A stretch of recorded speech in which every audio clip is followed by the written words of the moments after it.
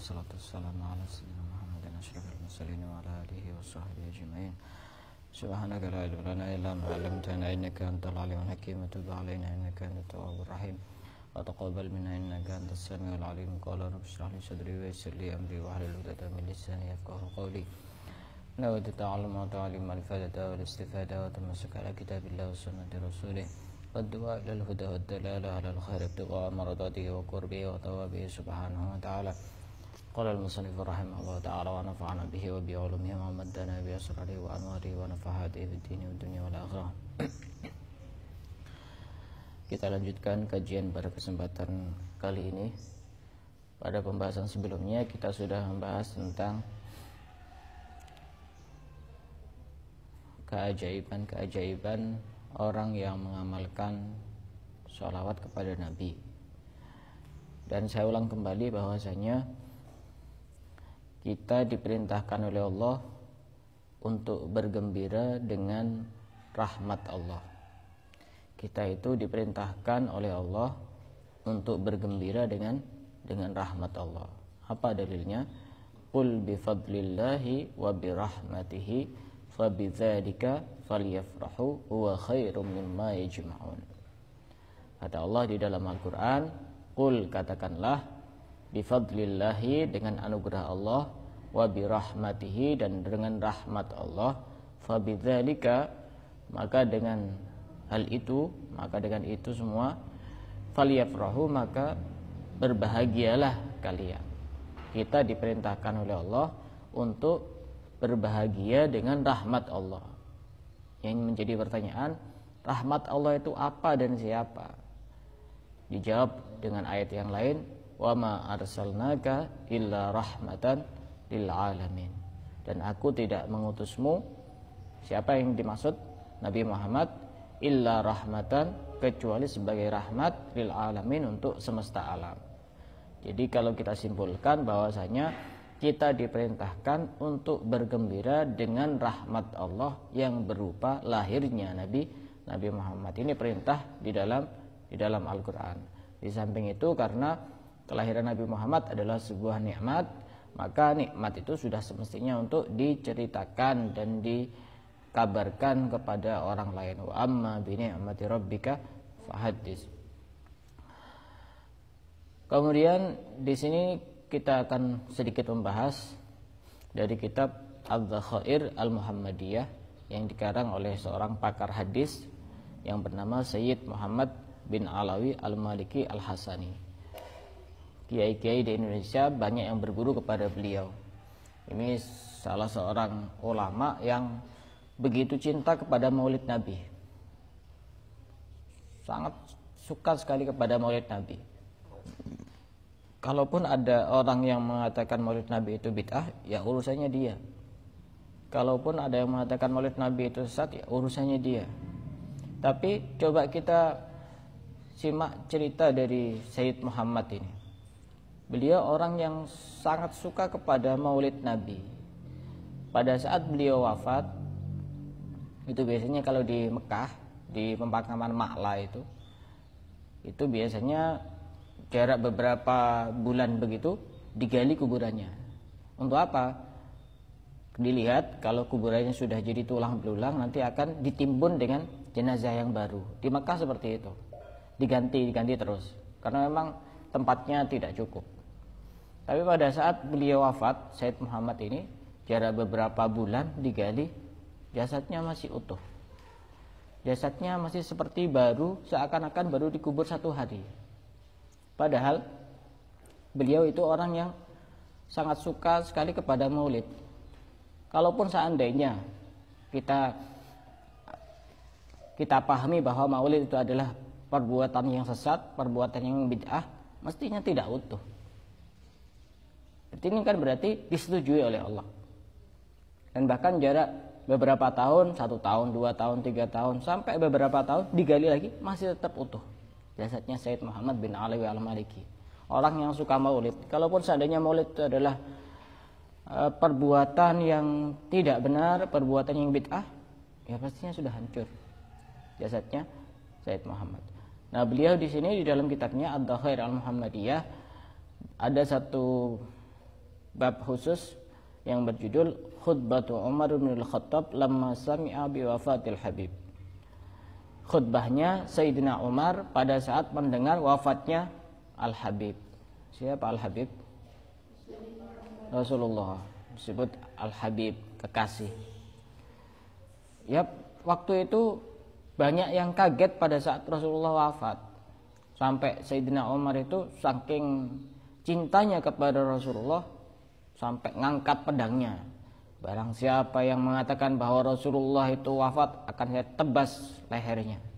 Saking cintanya itu, bukan karena tidak percaya terhadap takdir Allah. Orang itu kalau sudah saking cintanya itu seakan-akan tidak percaya. Ya. Misal ada salah satu, tidak usah jauh-jauh Nabi ya, ada salah satu anggota keluarganya yang kecelakaan kemudian mati. Oh tidak mungkin, itu mungkin bohong, mungkin ini benar, mungkin itu. Padahal keluarganya sendiri. Bayangkan jika itu adalah Rasulullah, betapa kecintaannya sangat hebat sekali. Beda dengan Sayyidina Abu Bakar As-Siddiq. Kalau Sayyidina Umar ini orangnya memang awalnya agak sangat keras sekali, orang yang begitu sangat memusuhi kepada Nabi. Kemudian mendapatkan hidayah dari Allah sehingga menjadi orang yang paling membela Nabi, menjadi garda terdepan untuk membela Nabi. Kalau Sayyidina Abu Bakar ini masih bisa ngontrol perasaannya.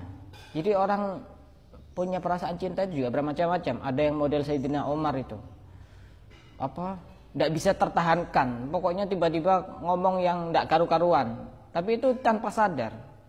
Kalau Sayyidina Abu Bakar itu lebih bisa ngontrol perasaan cintanya kepada Nabi. Sayyidina Abu Bakar itu bilang, man ya'budu Muhammad fa inna Muhammadan qad mat. Barang siapa yang menyembah kepada Nabi Muhammad, maka Nabi Muhammad sudah wafat.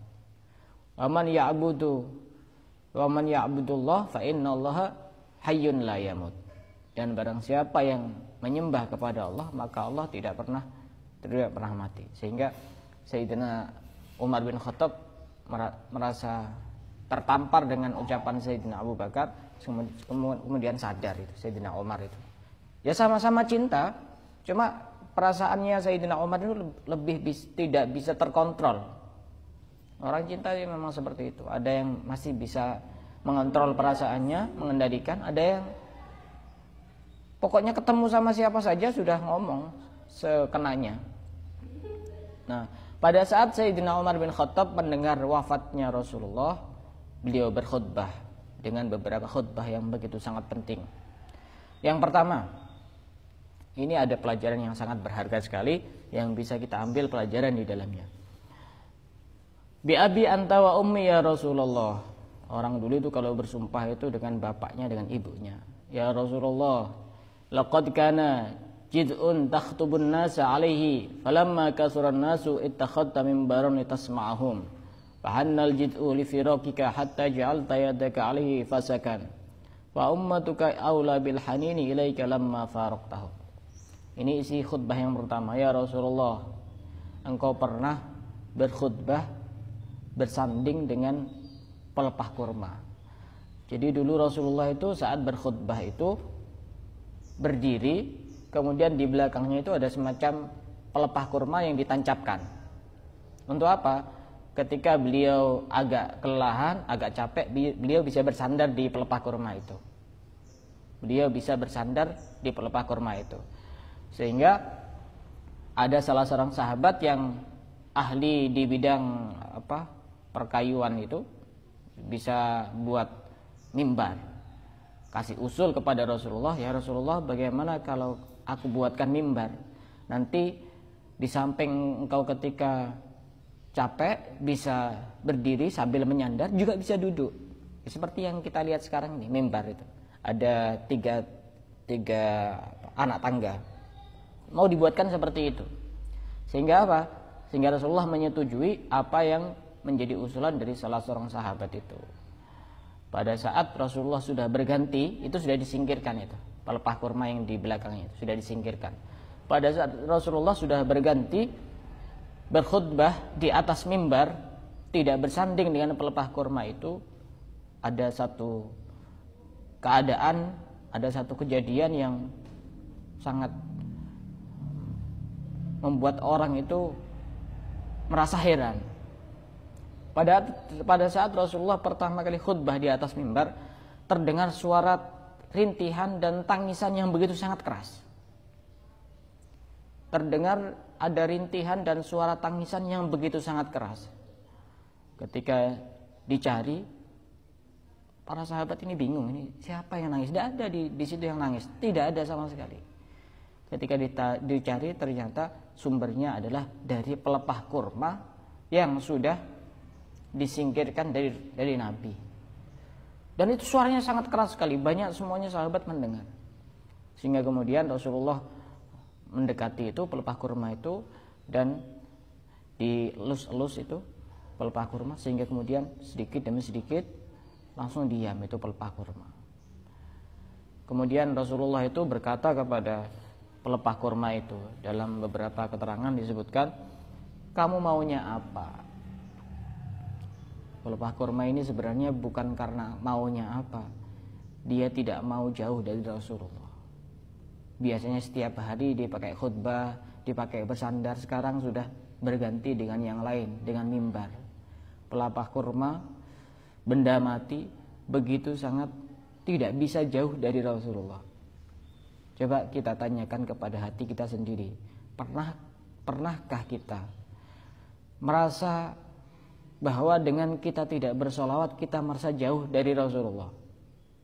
Kalau tidak, kita harus bertanya kepada hati kita sendiri, kita ini benar-benar cinta atau mengaku cinta kepada Rasulullah?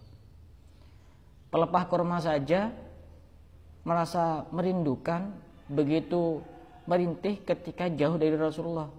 Pastinya, kata Sayyidina Umar, kita mestinya jauh lebih berhak untuk menangis sebab jauh dari Rasulullah. Kita sudah terlalu lama jauh dari Rasulullah. Kok bisa terlalu lama? Salatnya berapa kali sehari? Sunnahnya apa saja yang kita lakukan? Akhlaknya apa saja yang kita teladani? Kita sudah terlalu jauh dari Rasulullah. Karenanya kita sudah semestinya lebih pantas untuk menangis, untuk merintih karena jauh dari Rasulullah. Pelepah kurma saja itu dia menangis sampai tidak kuat jauh dari Rasulullah, padahal pelepah kurma. Sehingga waktu itu didekati oleh Rasulullah, kemudian akhirnya diam itu, suara itu tiba-tiba hilang. Dan bahkan dalam satu riwayat, seandainya ini dibiarkan maka dia akan menangis sampai hari kiamat. Begitu hebatnya kecintaan pelepah kurma kepada Rasulullah. Kita ini bagaimana? Kita bukan benda mati, kita bukan kayu, kita manusia yang punya akal, yang punya hati, yang punya perasaan, yang punya sesuatu yang tidak dipunyai oleh benda mati. Dan bahkan kita termasuk makhluk Allah yang paling sempurna. Apa dalilnya? Laqad khalaqnal insana fi ahsani taqwim. Betul ya? Ya betul. Laqad khalaqnal insana fi ahsani taqwim. Manusia itu ya paling sempurna di antara makhluk-makhluk yang lain. Pada waktu Rasulullah mendekati pelepah kurma, Rasulullah ngasih pilihan kepada pelepah kurma. Begini, bagaimana kalau aku kembalikan ke tempat asalmu? Nanti saya tanam di sana, kemudian nanti kamu bisa enak seperti semula. Tidak saya taruh di sini, bagaimana? Atau ada pilihan kedua, jika kamu mau maka kamu akan saya tanam di surga, sehingga banyak para aulia, para kekasih-kekasih Allah yang bisa meminum dari sumbermu itu, sehingga kemudian ini kurmanya juga bisa dimakan oleh kekasih-kekasih Allah. Apa jawaban dari pelepah kurma itu? Kata Rasulullah, ikhtara an ughrisahu fil jannah. Dia lebih memilih untuk aku tanam di surga. Kenapa kok di surga? Karena di surga ada para kekasih Allah, dan yang paling penting karena di surga ada Rasulullah.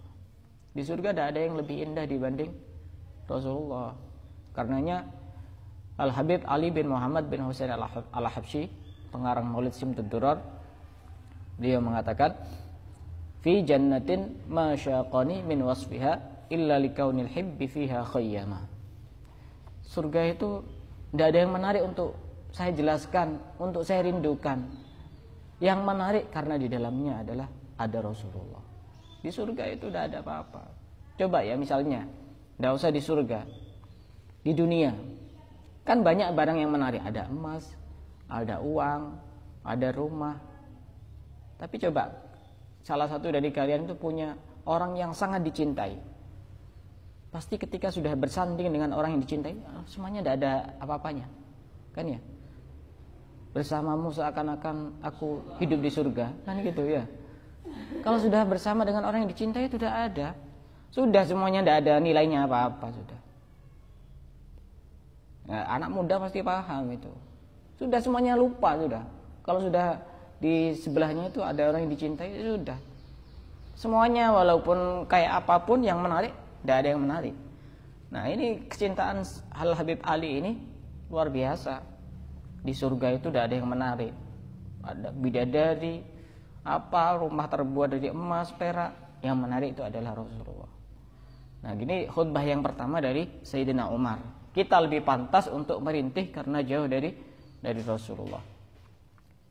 Isi yang kedua khutbahnya. Bi abi anta wa ummi ya Rasulullah, laqad balagha min fadilatika indahu an ja'ala ta'ataka ta'atahu, ta'atuka ta'atahu. Faqala azza wa jalla may yuti'ir rasula faqad ata Allah. Kata Sayyidina Umar, keutamaanmu begitu sangat besar wahai Rasulullah, sampai-sampai Allah menjadikan syarat untuk taat kepada Allah harus taat kepada Rasulullah. Al-Qur'an menyebutkan may yuti'ir rasula faqad ata Allah. Barang siapa yang taat kepada Rasul, maka secara otomatis dia juga taat kepada Allah. Saking mulianya derajat Nabi di hadapan Allah, sehingga taat kepada Rasul menjadi syarat mutlak orang tersebut dikatakan taat kepada Allah. Orang ngaku taat kepada Allah, menjalankan perintah Allah, menjauhi larangan Allah, tapi tidak taat kepada Rasul, maka taatnya tidak bisa dipertanggungjawabkan.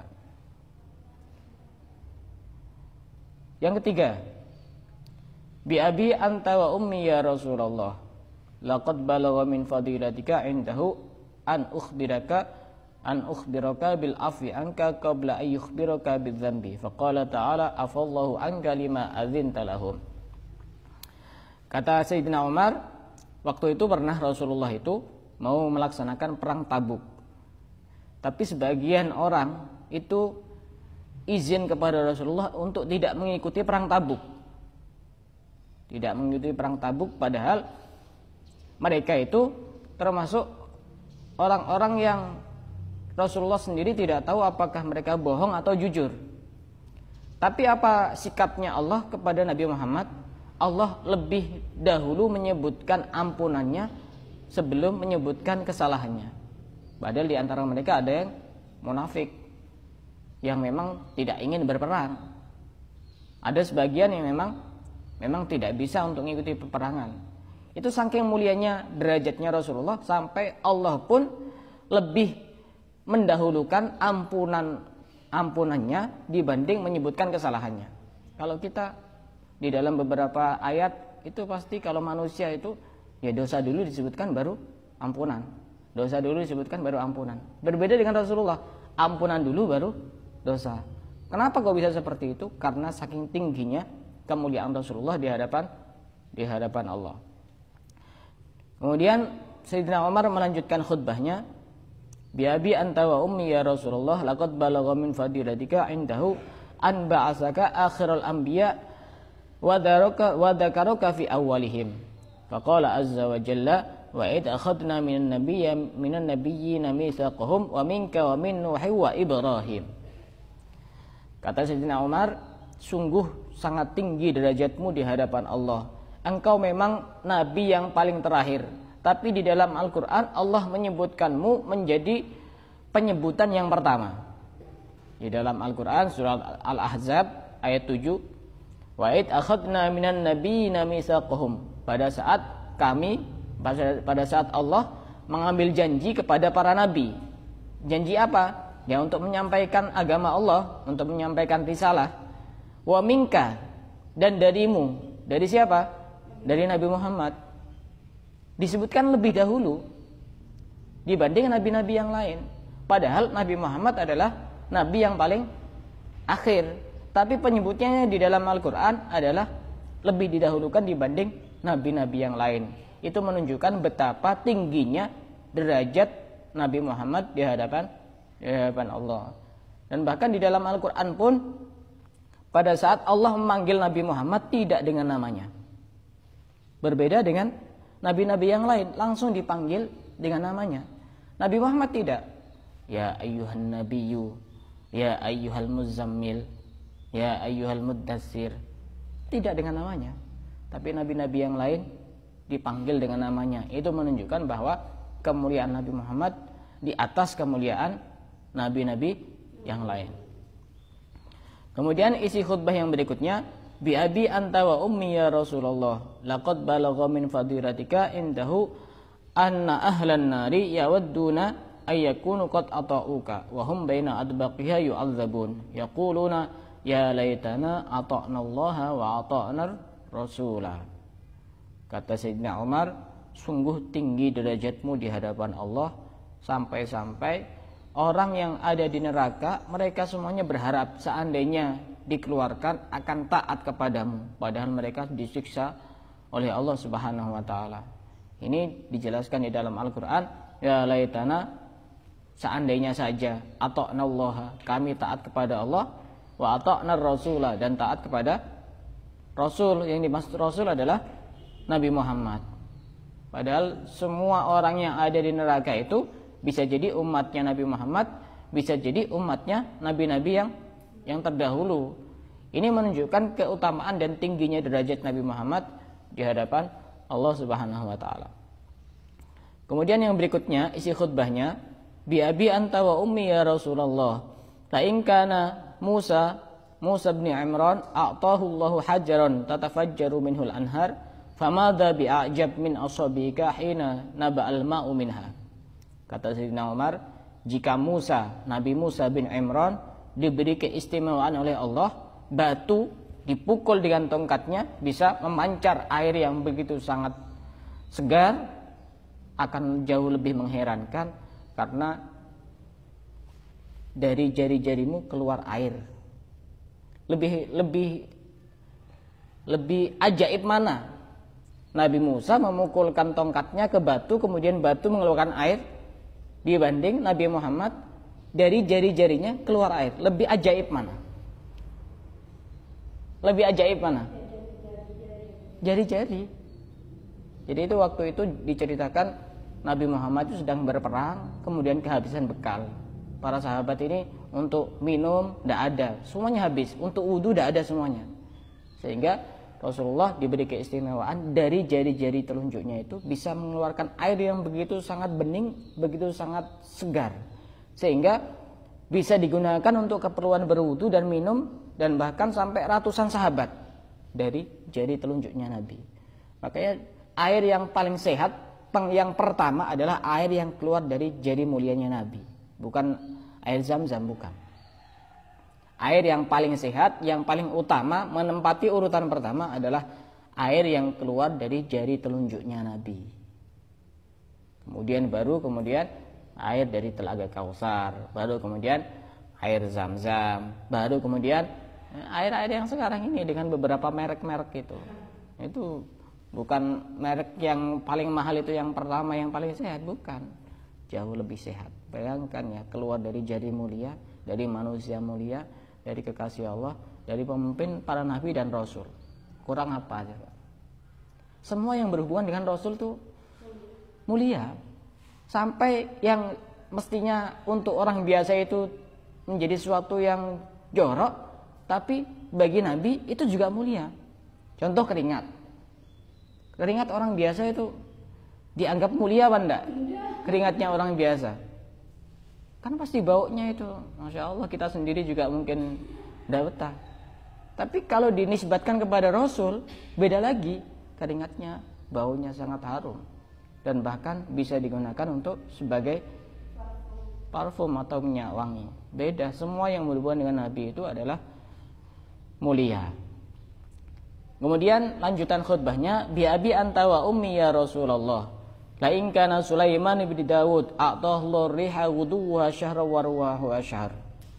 Kata Sayyidina Umar, jika Nabi Sulaiman diberi keistimewaan oleh Allah bisa memerintahkan angin, ya. Nabi Sulaiman punya keistimewaan apa? Bisa, angin itu kan bisa diperintah-perintah oleh Nabi Sulaiman. Apakah ada yang lebih mengherankan? Ada. Famadza bi'ajab minal buraq. Apa tidak lebih mengherankan buraq? Kenapa buraq lebih mengherankan? Karena buraq ini bisa menemani Nabi Muhammad untuk melakukan perjalanan dari Masjidil Aqsa sampai ke mana? Sampai kepada Sidratul Muntaha, sampai langit ke-7. Kalau angin kan tidak bisa sehebat itu. Jadi Nabi Muhammad itu melakukan perjalanan dari Masjidil Haram ke Masjidil Aqsa. Itu namanya Isra. Isra itu perjalanan darat. Mi'rajnya perjalanan ke langit itu. Namanya Mi'raj itu. Kalau ke langit itu Mi'raj. Kalau Isra-nya dari Masjidil Haram ke Masjidil Aqsa itu namanya Isra. Mi'rajnya dari Masjidil Aqsa sampai ke Sidratul Muntaha. Lebih hebat lagi. Masa kita tidak cinta kepada Nabi yang diberi banyak kehebatan? Nabi Musa hanya diberi mukjizat, tongkatnya bisa memukulkan ke batu dan mengeluarkan air. Nabi Muhammad jari-jarinya bisa keluar air. Nabi Sulaiman diberi mukjizat, bisa memerintahkan angin. Nabi Muhammad lebih hebat lagi, bisa pergi melakukan perjalanan bersama buraq yang jauh lebih cepat. Lebih cepat dibanding pesawat yang dengan tenaga apapun. Jauh lebih cepat. Kemudian lanjutan dari khutbahnya Sayyidina Umar, bi abi anta wa ummi ya Rasulullah. La in kana Isa bin Maryam a'tahu ihyal mauta. Kata Sayyidina Umar, jika Nabi Isa diberi keistimewaan oleh Allah bisa menghidupkan orang yang mati, apakah ada yang lebih hebat dibanding itu? Ada yang dialami oleh Nabi Muhammad. Fama da'a bi'ajab minasyatil masmumah hinna kallamatka wahya masywiyah. Nabi itu pernah suatu hari disuguhi oleh seseorang yang tidak suka kepada Nabi, disuguhi daging kambing yang sudah digoreng, yang sudah dimasak, tapi itu beracun. Beracun. Tapi apa yang terjadi? Faqalat laka dhira. Tiba-tiba daging itu bisa ngomong kepada Nabi. Ngomong apa? La ta'kulni fa inni masmumah. Jangan makan aku karena sesungguhnya aku ada racunnya. Lebih hebat mana? Nabi Isa bisa menghidupkan orang yang sudah mati. Kalau ini sudah mati bisa ngomong dan bahkan sudah digoreng. Masa coba ya, kalau kita tanya kepada diri kita sendiri dengan akal sehat, masa susah sih kita cinta kepada Nabi yang begitu hebat seperti itu? Masa susah sih kita banyak sholawat kepada Nabi yang begitu hebat seperti itu? Lebih hebat dibanding nabi-nabi yang lain. Masa susah? Coba kita tanya kepada diri kita sendiri. Lebih hebat mana coba? Nabi Isa sama Nabi Muhammad? Nabi Muhammad. Nabi Isa kan cuma menghidupkan orang mati. Nah ini sudah mati, sudah digoreng, bisa ngomong. Kan lebih hebat kan ya? Lebih hebat. Kemudian dilanjutkan khutbahnya oleh Sayyidina Umar, bi abi anta wa ummi ya Rasulullah. Laqad da'a Nuhun ala qaumi faqala rabbi la tadhar 'alal ardi minal kafirin dayyara. Kata Sayyidina Umar, Nabi Nuh itu kalau sudah kesal kepada umatnya, langsung berdoa dengan doa yang begitu sangat menakutkan. Rabbi, wahai Tuhanku, la tadhar 'alal ardi, jangan sisakan di muka bumi ini minal kafirin dayyara, dari orang-orang kafir untuk menguasai muka bumi ini. Nabi Nuh itu doanya serem itu. Pokoknya biar tidak ada yang tersisa orang-orang kafir yang hidup di muka bumi ini. Yang hidup di muka bumi ini adalah orang yang hanya ikut kepadaku. Kata Nabi Nuh, doanya Nabi Nuh itu serem itu. Coba seandainya Nabi Muhammad berdoa seperti itu, hancur semuanya sudah. Tapi apa yang dilakukan oleh Nabi Muhammad? Nabi Muhammad pernah punggungnya diinjak-injak oleh orang yang benci kepada beliau, dan bahkan wajahnya pernah dilempar pakai batu sampai berdarah-darah dan sampai remuk tulang-tulangnya Nabi. Apa waktu itu sampai gunung-gunung itu merasa geram dengan orang-orang yang membenci kepada Nabi. Sampai gunung ini bisa ngomong kepada Nabi, ya Rasulullah, jika engkau berkenan biar aku hancurkan mereka. Artinya gunung itu biar jatuh kemudian mengenai mereka yang melempar batu kepada wajahnya Rasulullah. Sampai bumi juga merasa geram dengan tidak terima kalau Rasulullah itu disakiti. Sampai bumi itu juga berkata, wahai Rasulullah, kalau engkau berkenan biar mereka aku telan di dalam perutku. Tapi apa kata Rasulullah? Rasulullah justru menadahi, mengusap keningnya yang berdarah-darah itu agar tidak sampai jatuh di tanah, agar tidak sampai jatuh di bumi. Kenapa? Khawatir nanti bumi ini marah sehingga mereka semuanya ditelan oleh bumi. Dipegang terus. Kemudian berdoa, Allahumma gfirli qaumi fa innahum la ya'lamun. Allahumma hdi qaumi fa innahum la ya'lamun. Ya Allah, berilah hidayah kepada kaumku karena sesungguhnya mereka tidak mengetahui. Sebegitu cintanya Rasulullah bahkan kepada orang yang membenci, apalagi kepada orang yang mencintai, akan jauh lebih dicintai oleh Rasul. Begitu hebat pengorbanan Rasulullah. Tidak seperti yang dilakukan oleh nabi-nabi terdahulu. Seandainya pun Nabi langsung, ya sudah, ya lakukan saja wahai gunung, sudah banyak orang mati. Misalkan Nabi Muhammad bilang kepada bumi itu, ya sudah, telan saja mereka. Oh, sudah, bumi pasti terbelah, langsung 5 orang masuk, langsung ditutup sama bumi. Tapi begitu sucinya hati Nabi, begitu bersihnya hati Nabi, sehingga apa? Didoakan, ya Allah, berilah hidayah. Berilah hidayah, petunjuk kepada kaumku karena sesungguhnya mereka tidak mengetahui. Dari sini juga ada satu pelajaran yang begitu sangat berharga, bahwasanya orang yang tidak suka kepada kita itu sebenarnya orang yang tidak mengetahui kepada diri kita. Kalau seandainya kenal, ya tidak mungkin seperti itu. Mereka kan tidak kenal Nabi. Makanya Nabi fa innahum la ya'lamun, mereka tidak mengetahui. Coba seandainya kenal, pasti tidak seperti itu. Seperti sama halnya seperti anjing.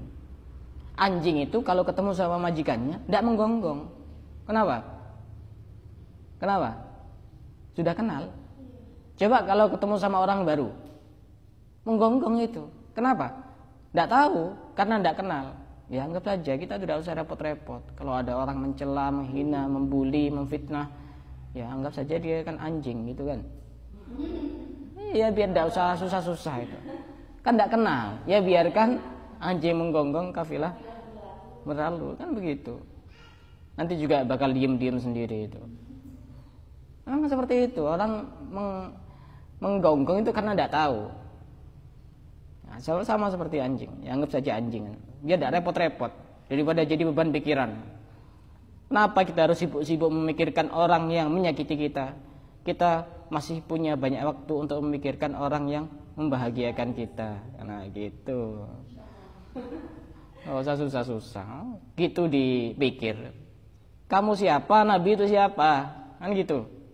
Nabi saja yang sempurna masih ada orang yang tidak suka. Kamu siapa? Hah? Banyak dosanya? Iya. Banyak maksiatnya? Iya. Banyak kesalahannya? Iya. Sholatnya tidak beres. Kadang masih tanya, salah saya apa? Banyak salah kamu itu.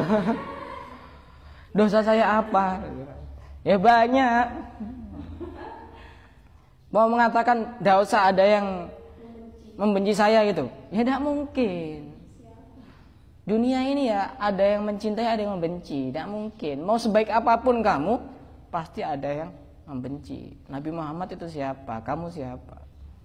Kita mau mengatakan saya lebih mulia daripada Nabi Muhammad begitu, sehingga tidak ada yang membenci saya. Jauh.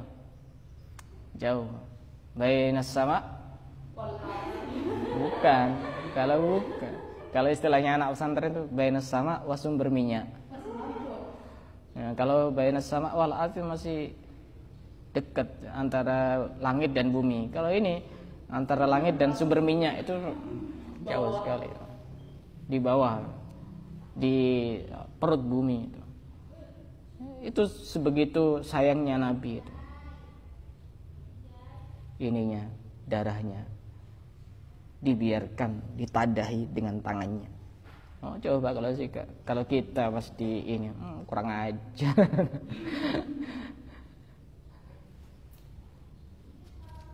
Masa kita masih tidak cinta kepada Nabi yang sebegitu sayangnya kepada umat gitu. Bahkan kepada orang yang membenci sekalipun. Kemudian lanjutan dari khutbahnya Sayyidina Umar, bahwasanya Nabi Muhammad itu termasuk Nabi yang umurnya pendek. Umatnya juga umurnya pendek. Jadi nabi-nabi terdahulu itu umurnya panjang sampai ribuan tahun, dan jasadnya juga besar dan juga tinggi-tinggi. Saya pernah ziarah ke makamnya Nabiullah Hud alaihissalam. Nabi yang keberapa? Nabi yang keempat. Itu kira-kira jasadnya sekitar 15 orang dewasa dijajar-jajar begitu. Panjang sekali. Jadi orang dulu itu tinggi-tinggi. Kadang saya pernah berhayal ya, itu rumahnya kayak apa ya? Rumahnya kayak apa, terus makannya itu bagaimana? Karena memang tinggi-tinggi, umurnya ribuan tahun. Sedangkan Nabi Muhammad umurnya pendek dan juga jasadnya juga tidak sama seperti umat-umat terdahulu. Walaupun begitu, coba misalkan Nabi Nuh, itu umurnya panjang, tapi pengikutnya sedikit. Sedangkan Nabi Muhammad umurnya pendek, tapi umatnya paling banyak di antara umat-umat yang lain. Makanya salah satu cara untuk membanggakan Nabi Muhammad dengan menikah. Kenapa kok dengan menikah? Karena dengan menikah akan memperbanyak umat Nabi Muhammad. Begitu. Makanya salah satu tujuan menikah itu yang pertama untuk membanggakan Nabi Muhammad dengan memperbanyak umat. Jadi jangan cuma untuk tujuan-tujuan yang sederhana, untuk karena saling mencintai, karena apa? Tak genah itu, tak genah darah. Genah itu untuk membanggakan Nabi Muhammad dengan memperbanyak umat. Masa bisa memperbanyak umat tanpa menikah, itu gimana caranya coba? Ya bisa memperbanyak umat tanpa menikah, tapi dengan cara yang haram. Kan bukan seperti itu. Cara memperbanyak umat dengan menikah, karena dengan menikah akhirnya punya apa? Punya anak. Makanya dalam satu hadis disebutkan, tanakahu tanasalu fa inni mukatsirun bikumul umam yaumal qiyamah. Menikahlah, berketurunanlah, karena sesungguhnya besok pada hari kiamat aku akan membanggakan kepada kalian. Jadi tujuan yang paling penting dari menikah adalah membanggakan hati Nabi Muhammad. Itu beberapa khutbah yang disampaikan oleh Sayyidina Umar bin Khattab pada saat mendengar wafatnya Rasulullah. Semoga dengan mendengar kisah-kisah seperti ini bisa membangkitkan hati kita untuk lebih mencintai kepada Nabi, bisa menyadarkan lisan kita untuk lebih bersemangat bersolawat kepada Nabi. Dan semoga nantinya sebagaimana Allah mengumpulkan kita di sini, Allah juga mengumpulkan kita bersama Nabi di surganya Allah Subhanahu wa taala. Cukup sampai di sini saja, kita lanjutkan pada pertemuan yang akan datang. Wallahu a'lam bishawab.